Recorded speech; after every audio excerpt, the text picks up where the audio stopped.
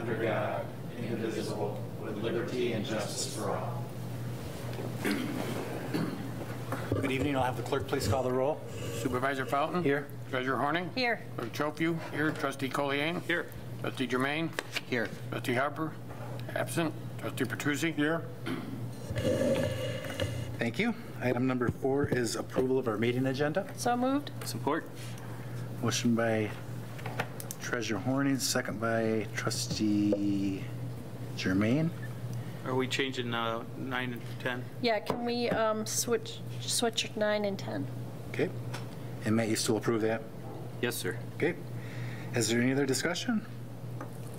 Being none, all those in favor say aye. Aye. Those opposed, nay. Motion carries. Call to the public this evening? Nobody at call to the public? We'll move on to item number 6, which is approval of our consent agenda. Move. Support. Motion by Trustee Petruzzi, second by Trustee Kalani. Any discussion? Being none, all those in favor say aye. Aye. Those opposed, nay. Motion carries. We have 5 items of pending and new business this evening. The first one is Bullard Lake Woods Public Road Special Assessment District Resolution of Intent. Good evening. Good evening. Mr. West, how are you? Good. Thank you. The residents of a portion of Bullard Lake subdivision approached Hartland Township to explore the feasibility of having their roads basically rehabilitated. The roads are not in the desired condition that the residents would like to see. These are public county roads, and although the county does not have the funding to complete the repairs, the township, they have approached the township to partake in our road special assessment district or special assessment process. This will be a petition initiated process in which they submitted petitions with approximately 83% of the signatures of these 3 roads. I should mention it is Erica Street, Joshua Lane, and Pamela Court only. The remaining portion of Bullard Lake Woods abuts Bullard Road, which was resurfaced as part of the Safer Roads and Pathways or Safer Roads plan. And therefore, these residents would like to have their road surface redone similar to Bullard Road. What you have before you this evening is the first resolution out of 4 resolutions and 2 public hearings. This is the resolution of intent, which recognizes the board's intention to proceed with this project as well as schedule the first public hearing. Public hearing notices will go out subsequently following the approval by the township board. The total project cost estimated by the Livingston County Road Commission for this project is approximately $165,808 or approximately $4,605.76 per parcel. Public Works is recommending the assessment be spread over 10 years due to the fact that it is going to meet the Livingston County Road Commission design standard. And with that, I'll be happy to answer any questions. Any questions for Mr. West this evening? If there aren't any, I'll entertain a... I do have a question. It's just for information purposes. We're going to assess people for 10 years. What is the length of life on the resurfacing? Generally speaking, the standard, and it varies based on weight and the frequency of traffic. This is a very low traffic count or low volume road, residential. The lifespan on this road should, according to the Livingston County Road Commission, meet a 20-year design. Okay, so when they assess themselves, and okay, fine, that's fine. So I just want to know that. And just wanted to note as well, the project is a bit small, the bond. We're suggesting that it be cash flowed from available funds through interfund loan. We should be able to carry that small amount through. It'll drop our general fund balance a little bit down because we of course spent the capital projects fund. It'll be inconsequential, I believe. Is there interest on that? Yeah, we charge, by policy, we charge 1% interest over the 5-year CD rate. Okay. Yeah. And because, and I know that's a good way to do it because of, you're saving on bond costs. What are we doing with the Mill Point? Was that a bond? We did bond that one. That was over $1 million project. And do we know what that interest rate was there? I don't recall. It wasn't too bad. It was right around I want to say 4. 4.3 or 4.43. So it's 1/6 of one, half a dozen of the other. If we were to bond it, it'd probably be around 4 and have to pay those additional costs associated with the bond. Okay. Yeah. All right. Well, I'll move to approve the resolution of intent for Bullard Lake Road improvements SAD. Second. Motion by trustee Kalani, second by treasurer Horning. Is there any other discussion? Being none, I'll have the clerk please call the roll. Clerk Chopu, yes. Treasurer Horning? Yes. Trustee Harper? Absent. Trustee Petrucci? Yes? Trustee Collier? Yes. Supervisor Fountain? Yes. Trustee Germain? Yes. Thank you. Item number 7B is Public Works Storage Building. Bob, you still have the floor? Thank you. As part of the approved water capital improvement plan, Public Works has historically, for a couple of years now, planned on a storage building for the growing Public Works Department. Primarily, the building we're proposing would be used as cold storage, basically for snow removal equipment. It would also be used for iron parts within the water treatment plant, as well as any other parts that we stock that are consumables at the water treatment plant. The proposed building or budget allocation for said project was approximately $150,000 as highlighted in the water capital improvement plan. Public Works submitted quotations for this work and also designed this in accordance with the township design and engineering standards, as well as the architectural standards to the best that we could, because primarily the existing building doesn't quite meet them 100%, but the goal was to mimic the existing materials on the current water treatment plant. And subsequently, this plan was presented to the Planning Commission and approved unanimously, and now it's before the Township Board for approval.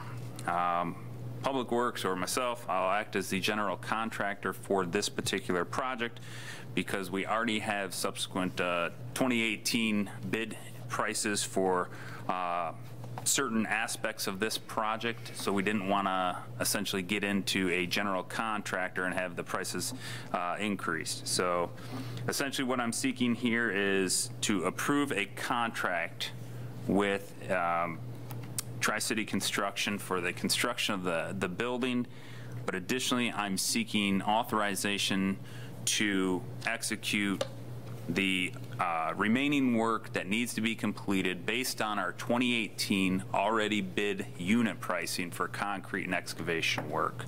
So while this is somewhat of a unique process, ultimately it does save money in the end. And we attempted a project similar to this last year in the village area, and it was very successful and minimized any further delays by having to come back for additional approvals. That being said, the total project cost for the proposed design and construction building that we are proposing here is $142,546,000. But the bid for just the Tri-City construction is 71,000, That is correct. whatever it was? That is correct. That basically includes the building material, the construction labor, and the required brick work for this structure. So you're looking for us to approve the contract for the 71,775, and then in a second motion, the balance of the work for the electrical, You could do it in one motion. It's presented to you as one motion. You could break it out if you like. I didn't know if that needed to be separate because it No, has a separate contract. we're mimicking, we've done a project, actually a couple of projects similar to this, where we're using existing contractors with the unit prices today. for the concrete and electrical and some of the other aspects. This will include all the foundation work as well. Questions from the board? If not, I'll entertain a motion.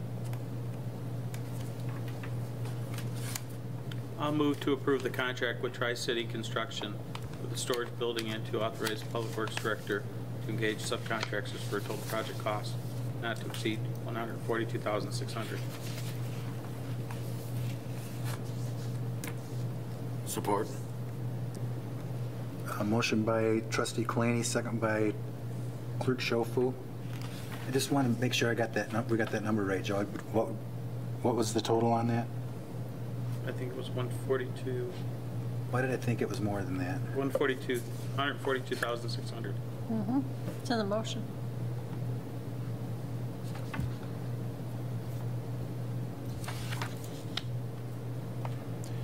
Any other discussion?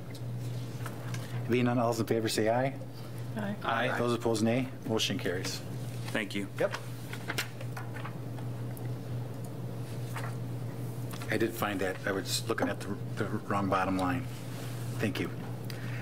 Item number 7C is zoning amendments.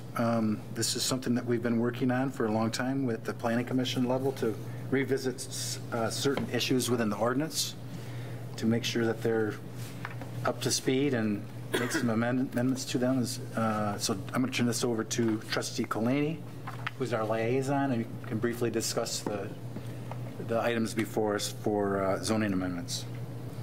Some of the amendments actually were done a while back, but they were held back because of, they wanted, until we got additional changes we might want to proceed with. And so one of our committees in the Planning Commission put together those along with the staff.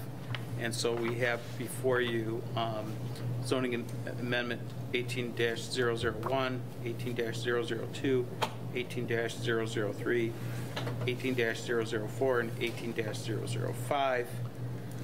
Some of these were also guided by some business friendly type reasons for pursuing them. First one, 001, amends the lighting regulations under automotive fueling station canopies from 10-foot candles to 20-foot candles based on the survey recommendations from the Michigan chapter of the American Planning Association. I know that there was some research done in that in the past, and the board, the Planning Commission approved that zoning amendment. Zoning amendment number 2 amends current regulations to permit canopy signs at automated fueling stations regulated similarly to wall-mounted signs that can be approved administratively. As you know, there's these have to do with the sign ordinance, and fueling stations have changed dramatically since our ordinance was last revised. A lot of them have additional services being provided by the main part, and then they have zoning amendment number 3 amends current regulations to permit staff to grant site plan approval extensions if the site plan remained the same and the ordinance had not been modified. This is one of our business friendly. Certainly the cost to what it basically is, there's a certain period of time in which you have your site plan is good for, from the time it's approved to the time you begin work. And some folks, for a variety of reasons, will sit on their site plan. We've had experiences where site plans have only been, a month past the expiration date, and suddenly now the developer or owner of the property wants to begin developing, and the cost to do that under our current ordinance is significant. And so I think the cost to just bring it back for approval of the Planning Commission is like $1,600, and we just felt that that was something that should be looked at, one, administratively, and two, so the time has been extended to allow for the renewal of a site plan, provided that there hasn't been any significant changes to the site plan itself, or if there hasn't been any changes in our own ordinance that may require a revision to the site plan. So, amendment number 18-003, or excuse me, 18-004, amends current regulations to permit staff to modify an approved site plan. Those changes primarily relate to changes to the parking lot or a building where the parking or building has to be moved but still complies with all required setbacks. Again, another administrative way of handling versus having to come back to the Planning Commission for a complete revision. And 18-005 amends current regulations on bond performance reduction request to, excuse me, let me rephrase it, amends the current regulations on bond performance for certain items that need to be completed at, by the, to the satisfaction of the township. This regulation received most discussion and debate at the Planning Commission, largely because of, given that kind of discretion, what happens if you have a circumstance where a developer might decide to just pick up and leave with, and you have a development where there needs the road still needs its final cap. I think that the proposed regulations, modifications, there's sufficient regulatory oversight that would not happen in this circumstance based on these amendments. So it allows that kind of thing to happen at the staff level. It frees up cash for the developer as they progress through the project. So Planning Commission recommends approval of all of those amendments that have been mentioned. And isn't that another element to this, because we have clear zoning? When we make these amendments, isn't there a fee if we were just to do one? Oh, you mean from a process standpoint? There's a fee just for them to go back and make sure everything's still tied together, correct? I believe that's more of an administrative standpoint. Yeah, and it's based on per page, so if you're doing a bunch of them, it's easier, it's better to do a bunch of them rather than one at a time. Yeah. So, okay. Yeah. All right. Okay, I'll move to approve zoning amendments 18-001, 002, 003, 004, and 005. Support. Motion by Treasurer Horning, second by Trustee Germain. Is there any discussion? Being none, all those in favor say aye. Aye. Those opposed, nay. Motion carries. Thank you. Item number 7D is Clerk's Department reorganization. Clerk Shofu? The Clerk's Department is having a difficult time with the staffing levels we have in keeping up with a couple of major projects that have been on the horizon since, I don't know, back in 2008, and that being ordinance codification. Also records, record keeping and storage and all of that. We have all the records. They're all in paper format. We just don't have time to move into the digital age and get those projects going. I've sat down and tried to come up with a reorganization plan to allow us to accomplish these projects, in addition to taking over other duties that, for specific reasons, way back in the past, were transferred to other departments. The clerk's position at that time, or the deputy clerk's position at that time, was full-time. We downgraded it to part-time and moved some of those duties that normally fall under the clerk to other departments. Specifically, the best example is cemeteries. That duties we'd like to transfer back to the department. We'd like to take the clerk to a full-time position to get these programs up and running. To help, there's a significant cost to that, specifically as it relates to benefits for full-time people. To help mitigate that circumstance, we believe that we could take the receptionist positions to a shorter day, a 30-hour work week part-time position. We would staff the front desk from 8:30 to 4. It seems to wind down a little bit after that, and we would be able to handle any people that come through the door in the clerk's department for that 2-hour period at the end of the day. So in the package, do you have the duties of the clerk, the statutory duties of the clerk that are there? I think there's a little background in how we got from the previous regime of a clerk and a full-time deputy clerk to where we're at now.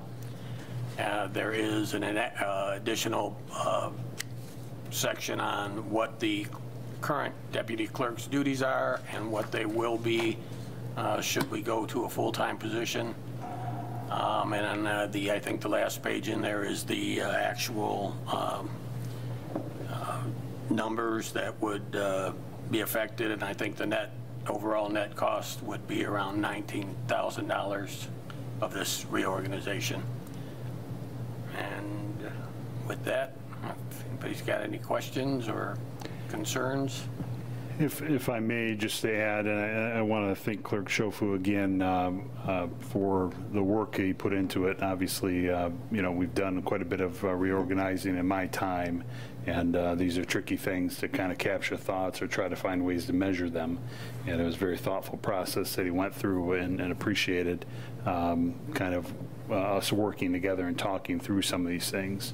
I've previously expressed my questions about, you know, because it would be a cost increase. It's not insignificant. And these additional things that we're hoping to accomplish by it has been a question of that whole cost-benefit analysis that you'll have to determine. I've expressed my reservations about whether that's there. I can't say for sure that the cost and the benefit are clearly hand in hand. I can say that this plan is I think is a solid, balanced plan if you're looking to increase the deputy clerk position. We're looking to go to a 35-hour full-time position. I think the receptionist at 30 hours makes a lot of sense for a lot of reasons. We have one thing should be mentioned is with the shuffling of duties, we're looking at a different set of duties for that receptionist position, and in fact, the incumbent would not have the skill set necessary to stay with us, so that is part of the conversation as well. And in doing so, we actually are looking to restructure that position back in the manager's department. That would no longer be primarily a clerk function, and that's something that we talked about and decided that would be best. One of the things that I have an obligation to say is if we are going this direction and we're increasing the cost in a tight budget year, the percentage goals that we talked about, this really kind of eats away at that. So I would really ask that you consider that and reconsider your percentage goal, because we're adding some significant new annual costs in doing it. So I would ask that consideration. I'm supportive of this, first of all, and will support the motion. What really stood out to me, though, was the cost for medical. And we are adding, because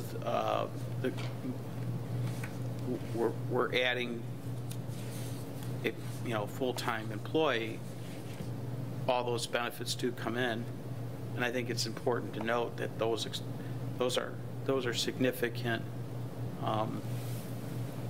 expenses. And the medical alone is over almost $21,000. Position only pays $35,000. I guess I draw that attention because I think we're moving in a direction on these benefits that is untenable. We need to look at these benefits in a much holistic way, or in the best way we can, because at some point in time, we're not going to be able to afford employees, because we have to cut back on employees because we can't afford the benefits for all these employees. I mean, at the end of the day, those numbers are getting bigger and bigger every year. And I note that we just recently improved, retirement. So this is, again, we're adding to that retirement. That's a compounded, each one of those benefits are a compounded type of expense. So yeah, the difference is $19,000 increase, but that's compounded every year on top of that going forward. Again, I said I am supportive of this because I think the clerk is long overdue. The clerk's office needs assistance and things like that. But this is more of a commentary on the overall benefit package that I'm real concerned with. and that's a lot of money. And for a small operation that we have here, we're not a big city, you know, where we have 200 employees or whatever. You know, we have altogether, what, 19, 20? I think it's right around that number.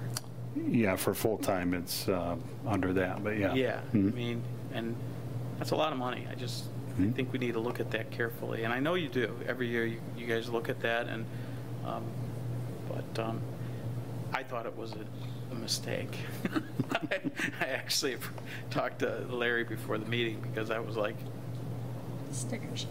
sticker shock, because just, I mean, just on the salary alone, I go, It is it's darn more than the salary. You know? It's a sad thing when we get our insurance increases and we celebrate when they're 5%. That's a concern, sure. I think that's why, you know, when we start talking about Headley overrides and Headley amendment and things like that, we've lost sight of that government still costs money to employ people to do the things that the people need, and yet we are experiencing the same in many ways that business experiences, which is higher costs, but we're very, very limited in our way in which we can address revenue. The revenue side of what we do is not keeping pace with the expense side, and this is a clear example of it right here. And I'm not saying we should be taxing people more. What I'm saying is that there's some, you know, something's got to give, because it's just, we can't keep our costs less than inflation or 5%. We just can't. It's not happening. So, which is the you know, which is what taxable value can only go up, right? So, anyway, just a comment. Thank you. Is there any other comments on the proposal? If there aren't, I'll entertain a motion. Well, I will find the printout here. There we go. Move to approve the reorganization of the clerk's department, making the deputy clerk position full-time at 35 hours per week, and the receptionist position part-time at 30 hours per week. Support. Motion by trustee Kalani, second by trustee Germain. Any other discussion? Being none, all those in favor say aye. Aye. Those opposed, nay. Motion carries. Thank you. We'll go on to item number 7E, which is the retail market analysis. This is something that we talked about at our joint meeting with the Planning Commission. And then we had, was it Mr. Gibbs came in this spring? And it was part of our overall trying to figure out where brick and mortar stores are going in the future, and do we have enough, not enough? Because there's been some suggested areas in our commercial district for uses other than commercial. So with that, James, I'm going to turn this over to you, and you can kind of discuss what we have, these three different options in front of us this evening. Sure. Thank you, Mr. Supervisor. This was a conversation from the Joint Planning Commission meeting that you had. In fact, these proposals went to the Planning Commission the last meeting for their review and their recommendation to you. And at the Planning Commission level, they would like to do interviews with the top two firms, Land Use USA and Gibbs Planning Group. And so we're trying to get those scheduled. In fact, we had it tentatively scheduled for Thursday the 23rd. That's been canceled. We have some planning commissioners going to be gone, and we're trying to look at that first planning commission in September. There's a conflict with one of the vendors, so we may be into the second planning commission meeting in September on that. I'll keep you posted. But wanted to make you aware of that process, that the planning commission wanted to do those interviews before they offered their recommendation. That being said, really, it's my understanding that the Planning Commission is having a hard time maybe making a choice between two very good options. You have the top two there. That process is an advisory to you in making a recommendation. If the board, for some reason, there was consensus to just choose one of them without an interview, well, then you might as well just do that and save everybody the trouble. But if happy to defer to their process, and you're encouraged, of course, to attend those meetings to participate and hear that interview process. That's what I'm letting you know of, and just make sure to over-communicate in case you wanted, if you had a thought in going a different direction than what the Planning Commission was doing. And just to add to that, some of the discussion at the Planning Commission was, you know, sort of that Gibbs he gave the presentation to the joint meeting, and so the other two really didn't get an opportunity to kind of present. That being said, we also looked at each of the proposals at the Planning Commission, and we did conclude that if we were to follow that process, look at we kind of did a process of elimination, and then really the second one, Land USA, we thought would be fine to have come back and at least give us a presentation. We didn't have enough information really to know whether that particular vendor would have, that we would be interested in engaging that particular vendor. So that's kind of the process. But I agree with James in the sense that, I mean, our body can choose if we're satisfied with one or the other, move this process along. Do you have a recommendation? Do I? No. I mean, I think Gibbs is probably a very good one to go with. I thought they did a great presentation. I know less about, the other party, Land USA, USA. But I don't think we would be. I don't think we would be hurt by hiring either one of them, really. It's going to take. Yeah, I'm sorry. Yeah, go ahead. Well, staff spent a bit of time vetting these, and our recommendation was Land Use USA because they are qualified, we feel, and would, of course, be more economically beneficial. Just by way of background, they were a bidder on our residential market analysis when we chose Zimmerman Volk, the firm that did that in the end. And so they know this space. We have no qualms in recommending them, and we certainly understand the relationship with Gibbs too, and the familiarity. So really, we ranked them that way for that reason, that you have two good choices. Our recommendation is Land Use USA. If you want to interview them, that makes sense too. Joe, didn't the Planning Commission have a little bit of concern of the end product deliverable? What were you going to get? Were you just going to get a report versus a report or a marketing plan or something like that? I mean, what was the deliverable was questionable, right? I think that was driven by maybe having them come in and kind of explain what the deliverables would be, and specifically what we could expect for the money, because it was. I mean, it's a significant difference between the third candidate, which was an out-of-state candidate, and their bid was, or their proposal was about $20,000. So you had 10, 15, 20. So you had this sort of. But when it comes to consultants, it's not the lowest bidder. I mean, it's not how you look at a consultant. You look at what they're going to do for you and what their experience is and how they're going to, and what they're going to provide. And I think that we had an indication from Gibbs just exactly what they've done and what they would be prepared to do. And we didn't have that clear picture with Land Use USA. Again, I have no recommendation one or the other. I think. Well, if there's a conflict, the thing I like about the one that we haven't seen yet, they did a lot of homework in our community in their proposal. They talked about the areas like the 29 or 23 and 59. They talk about like the recreation elements and stuff. So perhaps it would be best to have an interview just to make sure we're clear of what we're trying to get, and if there's no strong one way or the other, you're saying staff is looking at it. Yeah, if you don't have a strong feeling on it, then you let the process play out with the Planning Commission, do an interview, watch the meeting, come to the meeting, so that when they make a recommendation, you're informed. Is everybody comfortable with that? Before we just went and did that, though, I wanted to make sure you knew what that process was and that you wouldn't do it differently, is really what this is for. Okay, so it'll go back to the planning commission, and then you guys will make a recommendation back to the board? That's fine. All right. One question for you, James. The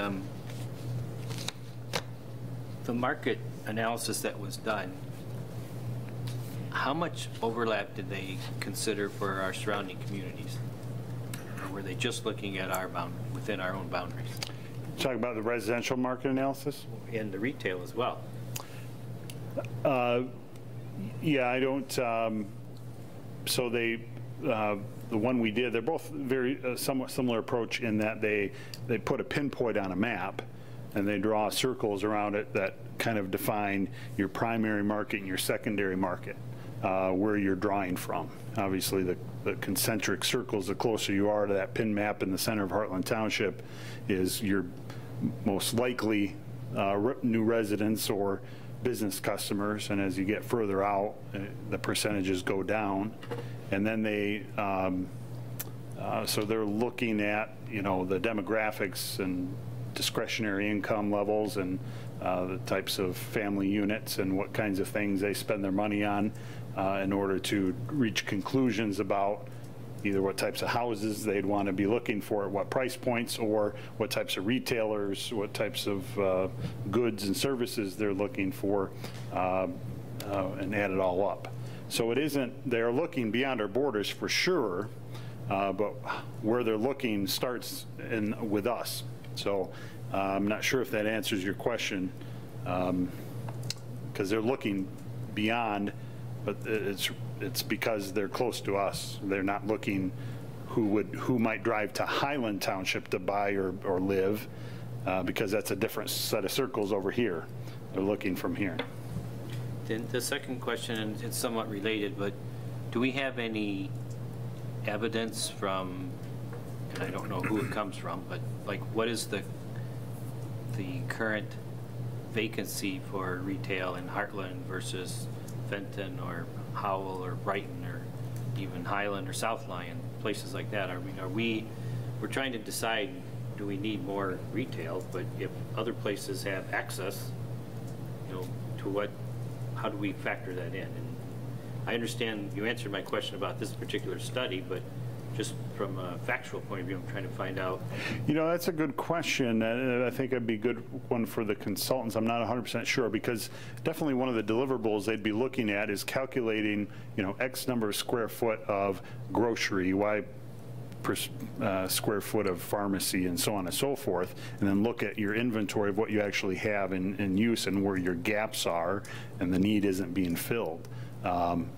I don't know if they're looking beyond your borders to say, well, there's a market here for more pharmacy, but there is available or a surplus of pharmacy, so to speak, in a neighboring market. I don't know if they look at that. That's a good question. I'm not sure. But from a vacancy standpoint? Right, it may not be in their scope of work, but I still think it would be helpful for us to know. Yeah, Jim Heslop has that. He brings it to the Board of Review whenever we meet. So industrial, light industrial, we are 100%. And I believe at retail, we're either at 90 or a hair above it. It seems like we were at 91%. And I think Livingston County was at 89%. Yeah, it's my impression that we were low 90s and that we're doing a little bit better than others, yes. Yeah. No, I don't know how that compares to like a Waterford or another city. But Livingston County is pretty strong compared to those other areas. But Jim has those numbers for occupancy. So my questions come from 2 points of view. One, most of you know I grew up here, and it was customary when we wanted to buy groceries, we had to drive to Milford or Brighton or Howell or Fenton, and I knew the routes to all those places, as a child. So some of us grew up realizing that you had to drive to get your essentials. I'm certainly not opposed to having those things closer home. I actually kind of enjoy it now the way it is. The second concern I have, though, is that it doesn't appear to me that we have enough available employees in Hartland Township to fill the jobs created by those retail facilities. Most of the places that I go to and talk to the managers and say, you know, what's your number one problem? I can't find people. And if I can find them, they're on drugs and I can't employ them. So, and I know where, you know, where I get my hair cut. Every time I go, there's a person there from another part of the Oakland County or Genesee County or someplace. And so, while I want us to be certainly proactive and we want our businesses to succeed, I don't know if we need to go back to our partners in progress and try to find out ways to provide, you know, get employees here that can work, or keep the ones that are here that could work and don't want to, or I don't know. It's a much more bigger problem than just isolating on do we have enough square footage of real estate, retail space. Something we should look at. I'm not opposed to it, but there's a myriad of problems that come if you don't kind of take a little more holistic approach. It is a very real issue. It's definitely something we talk about at the EDC level, not just for, you know, those industrial manufacturing jobs. It's for service industry. And when, you know, of course, we know that some of those industrial parks in Brighton and Howell are having to bus in labor from other areas for that very reason, that there was some overlap of conversation of our food and service providers maybe needing that not too far down the road. There was some very healthy conversation that happened around that time amongst the Chamber of Commerce members of that question of are we getting to that point? At that time, it wasn't felt that it was necessary. You know, the market does do a little bit of flexing. I think we've all seen some of those wages at fast food restaurants and others going up in order to fill those jobs that they need and keep working. Those are real issues. A lot of that times it's a circle that comes back to affordable housing. And even not only affordable housing, but having rental opportunities. And those aren't things we have, and we've talked about the merits of needing some of that, and of course we have some developers proposing that so that you have a better pool of candidates who can afford to work at that wage and live locally. So it's very complex economics for sure. The profound or the prevailing thing that I've seen in these discussions and articles is that the market force is still going to drive that. That is, if the income and the willingness to buy the good or service is there, the rest will fall into place. It'll be harder, but you know, free market figures out a way to fill its need, so to speak. My last comment would be is that it seems to me like they are important issues for Hartland Township. I'm not opposed to discussing them, but it just seems to me like these are issues that have wider county implications, and I don't see the county leadership doing anything to promote these things to my satisfaction, so I just bring that up. Thank you. Any other comments? So that'll go back to, you'll set something up with the Planning Commission? We're probably looking at the second Planning Commission meeting in September. We'll keep you posted. All right, very good. We'll move to board reports. We start tonight, first meeting in August with Trustee Kalani. I have no report. Trustee Germain. The HERO Board is having our annual reorganization and annual meeting next Monday night. So the exciting plans for the next school year, the summer program is still in progress. Still looking for some special speakers. I actually rounded someone up yesterday, an auto mechanic that wants to bring in a 69 Camaro and some other things. So, but I just wanted to pass that on, that the summer program has been very successful. We're also currently looking to fill a position for next year with a director's position. So if anyone has interest in that, they can contact me. I'm currently I don't know what I am. I'm on the board. I think when you say director, we're looking for a teen center director. And folks that could come in, it's a paid position. I don't know what the range of pay at this time is. I think it's right around $10 an hour or more. I don't remember. I don't recall, but in any case, it'd be, I think it's from 3 o'clock to 6 o'clock, 5 days a week, except I for. think they start before, I think they get there like 1:45 to get set up, because school gets out. Oh, okay. You're probably. Or 2 o'clock. You're Yeah. probably closer to it than I am in terms of the hours, but yeah, so we are looking for a teen center director. It's good, you know, if there's some young college students or who are studying, you know, to become a teacher or something like that, it's a great position to get some experience. So hopefully we'll get some applicants. Okay. Anything else, Matt? No. Okay, thank you. Trustee Petrucci? I have no report tonight. Clerk Schoeffel? The election went fairly well last night. We had no issues with the new equipment. Everything seemed to run very smoothly. We had a turnout of 31%. I think that was slightly lower than the county. I think the county had 34%, but several of the communities had proposals on their ballots, which we did not have in Hartland. There are, well, that was really it. If anybody's got any questions, I would like to thank my precinct chairs, Alexandra Cushing, Sue Case, Cheryl Dunlap, Lisa Dunville, and Tori Thompson for keeping things in order all day and closing up rather quickly. And I was not the last one to the county last night, so I was proud of that. Thank you. Treasurer Horning? Nothing this evening. And I have nothing this evening. We'll take a brief recess, and then we'll go into manager's report.